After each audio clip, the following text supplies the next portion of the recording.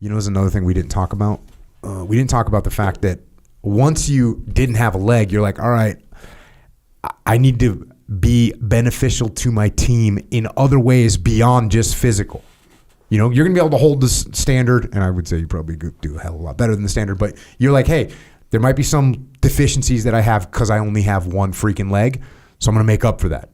And you started going to some of the more cerebral parts of special forces. Started going to schools to learn, operational art and design. And that way you had something else to offer. It was like almost like a backup plan. If you didn't have it all physically, which again, I would say you definitely have it physically, but if you had some slack there, you're going to be able to make up for it. Yeah. That was a conscious decision that you made. Yeah, and that was tough to accept that growing up as an athlete and a fighter, and being that door kicker on the team is what my team wanted of me. It's what I enjoyed doing, spend time in the gym, the fight house, on the range, and everybody, it was a win-win. Accepting the fact that no matter how hard I trained, I was never going to be as physically dominant as I was with two legs. How can I make up the difference and still be that asset? And this was in the hospital. I was still in inpatient status, living in the hospital, going through surgeries when this happened.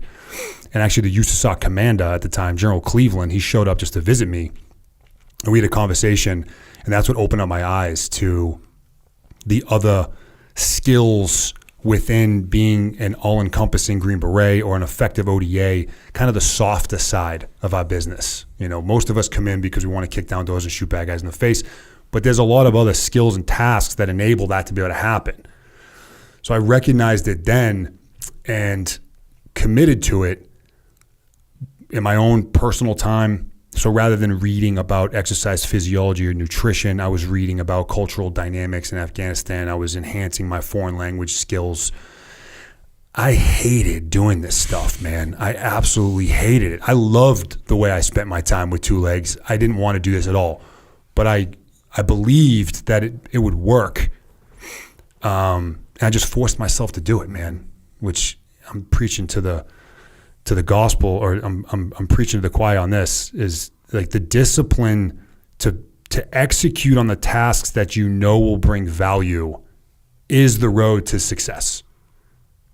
Doing the thing whether or not you feel like doing it or not. And I know you're the subject matter expert on this. I've learned a lot of this from you personally during all of the stuff we're talking about.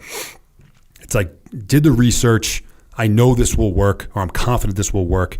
Yeah, it sucks, but doing the things that suck is what separates the average from the great. So diving myself into this road. Operational Art and Design was a school I went to. I needed a waiver to go because I was in E6, and it's reserved for more senior leaders who are going to be dealing with like campaign planning and type stuff. But I went as a tool to increase my cerebral and intellectual capacity overall. But then I was able to leverage what I learned in the course and apply it to my mission. Take the lessons learned and actually use those techniques to outline my day-to-day life and my operational approach. So it was multifaceted what I was able to leverage by doing that. Yeah, it's almost like what we were talking about earlier with leadership and how leadership's a skill. Well, planning is a skill, and designing courses of action to overcome obstacles. It's not just something you're born with. You can actually learn how to do it. And that's what you did. You went and learned how to do it. And here you applied it in the field, but here you're applying it to your life. You go through this phase diagram. You got all these diagrams in here. Determine your current situation. Define the mission, frame the problem, identify lines of effort. You go through this whole thing. And then once you figure out what the lines of effort are, you talk about how you're going to now attack those lines.